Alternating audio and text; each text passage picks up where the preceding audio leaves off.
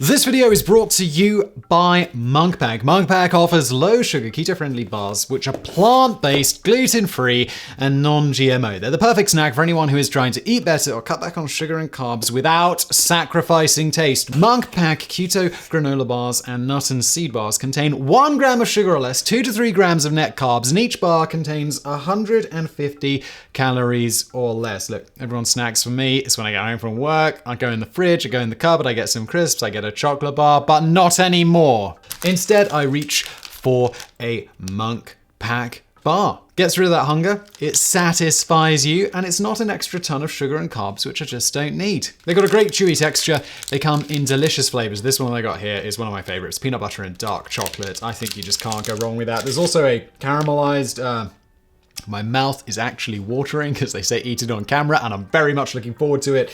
There's a salted caramel one as well. There's a coconut one, which is fantastic.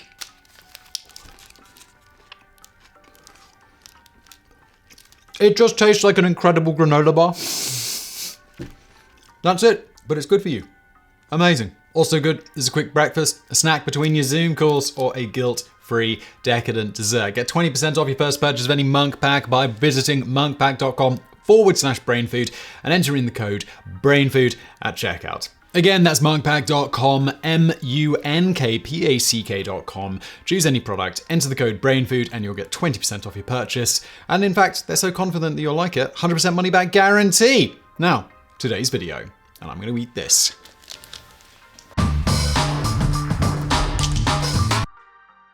Although medieval Britons weren't exactly the cleanest lot by modern standards, though contrary to popular belief, despite some well-known exceptions, they did in general bathe in some form or another relatively regularly, the idea of them just dropping trow and dumping half a pound of fecal matter in the street below isn't exactly a fair or representative image. In fact, while medieval Britons weren't yet aware of how festering feces contributed to disease epidemics, they did know that it smelled really, really bad, and eventually there was even some thought that said stinky fumes caused the spread of disease. Thus, they made efforts to ensure that the offending odors were kept as far away from their homes as possible. Now, to be clear, generalizing about what a large and diverse group of people did over a millennium time span is an extremely dodgy business, and we're not saying that some medieval Britons didn't sometimes toss their solid waste out of the window. After all, laws against doing just that, which we'll talk about shortly, didn't come from nowhere, and there certainly are many documented accounts of people doing this in said massive time span, though you'll note that many of said documented instances describe liquid rather than solid waste. We're simply saying that the documented evidence at hand seems to indicate it was nowhere near as commonplace in Britain as pop culture would have you believe. To begin with, particularly in the age when one-story buildings were the norm, tossing your own stink out of the window meant that you'd have to smell it any time that you chose to open said window. Not a recipe for a good time in summer particularly, but also just a recipe for a crappy time whenever you chose to step out of your door. I mean, there your poop would be, staring at you in the face, perhaps kept company by your neighbour's poo. Lovely.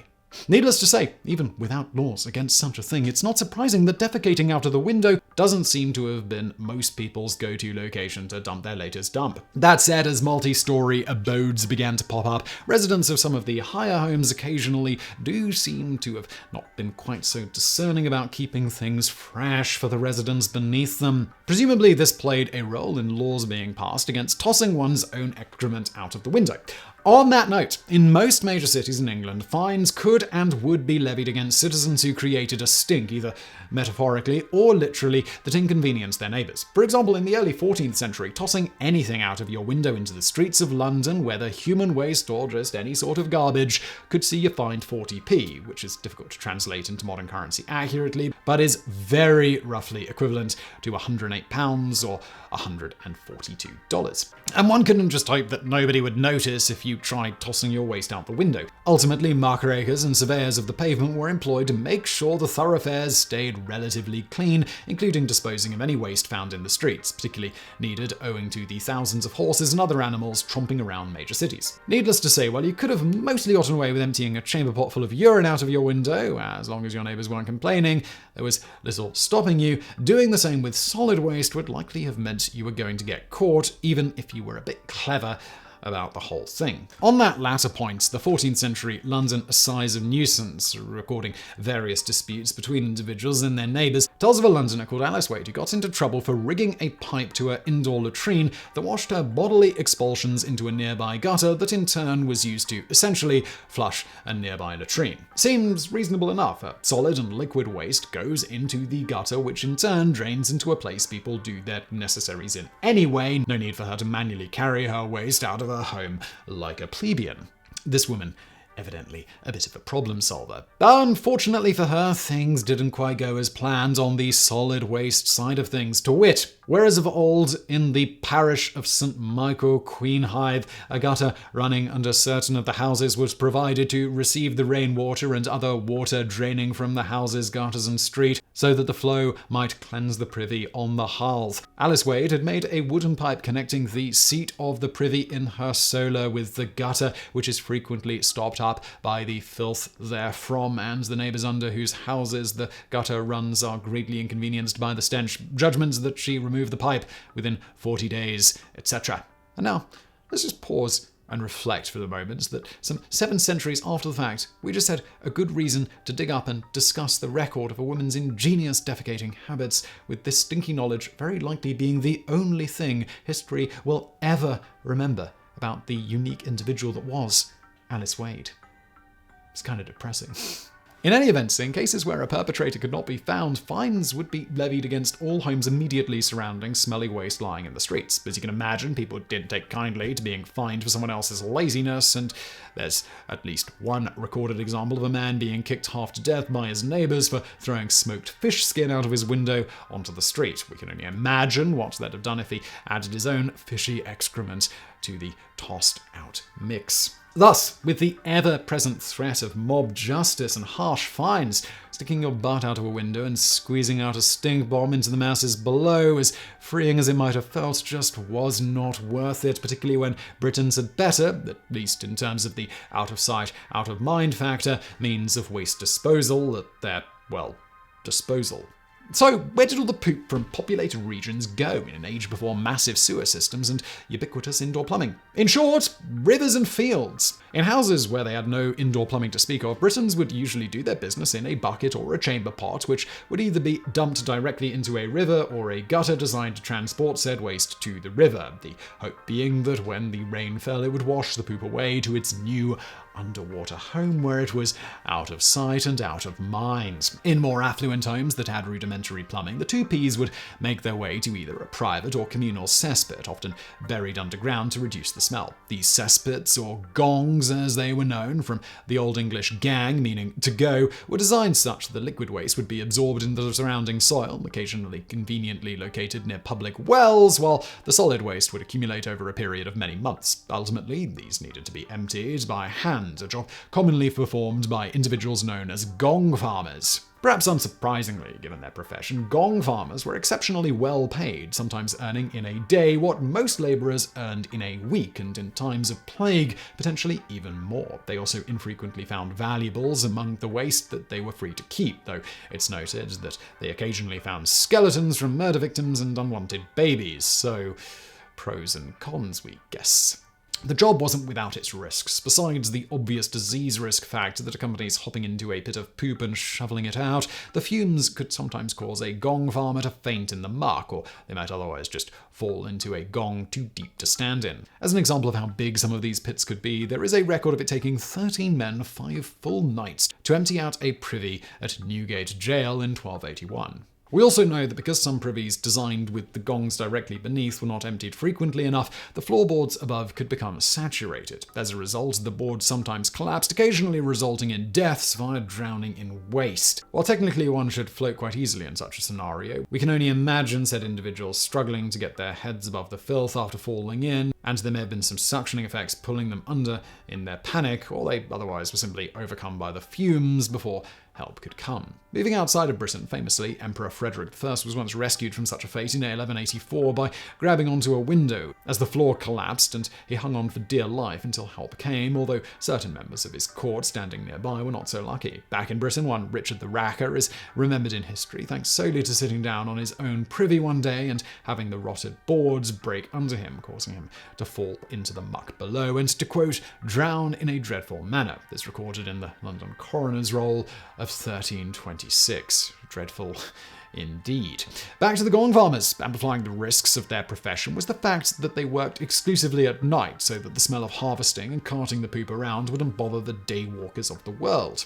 We imagine having fire as the sole source of lighting doing such work also probably created a nice little bonus danger to the profession, though we couldn't specifically find any documented record of a gong farmer dying as a result of gas pockets exploding, though for what little it's worth, there are some references who claim such did happen, but without citing a specific known instance. As for where the poop went after being harvested, given the volume they were dealing with, gong farmers generally weren't allowed to just go and dump the barrels of muck directly in the river. Instead, they were supposed to take the waste to designated spots away from the city or town. These spots could be anything from public lands to ships which would carry the waste off to a farther away destination. Either way, this concentrated mass of waste often ended up being used as fertilizer. Lazy gong farmers, however, do seem to have occasionally dumped it directly into a stream or river, though the consequence for being discovered doing this in some regions was decidedly unpleasant. For example, there is a record of one gong farmer who improperly disposed of some waste, and he was made to stand immersed in fecal matter up to his neck, and then dripping with said waste was further forced to stand on public display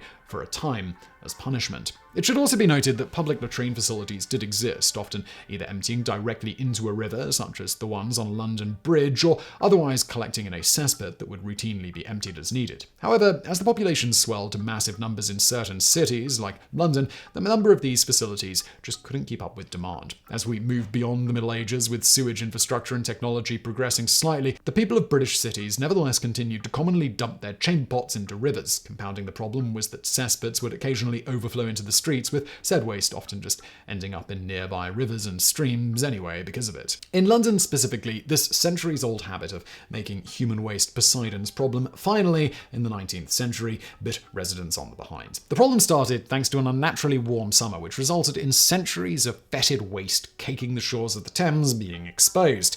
This then all baked in the sun, causing a smell so bad that the government first simply attempted to relocate themselves to a new city, but then when that ingenious plan failed, they finally ordered the construction of a proper sewage system to take care of the swelling populace's poop, a sewage system that is still in use today, in fact, and pretty much immediately upon its creation began saving literally thousands of lives per month. For much more detail about that, please do check out one of our most interesting videos, in my opinion, The Great Stink of 1858. So, to conclude, while dumping one's fecal matter out of the window appears to be something that at least occasionally happened in the Middle Ages in Britain, the evidence at hand seems to indicate that this was a relatively rare occurrence. The majority of human waste that found its way into the streets tended to be just from things like overflowing cesspits, which the more affluent used as part of their rudimentary indoor plumbing systems. As for the rest of the populace of cities, they generally pooped into containers, the contents of which would then be usually deposited into a nearby river or stream, or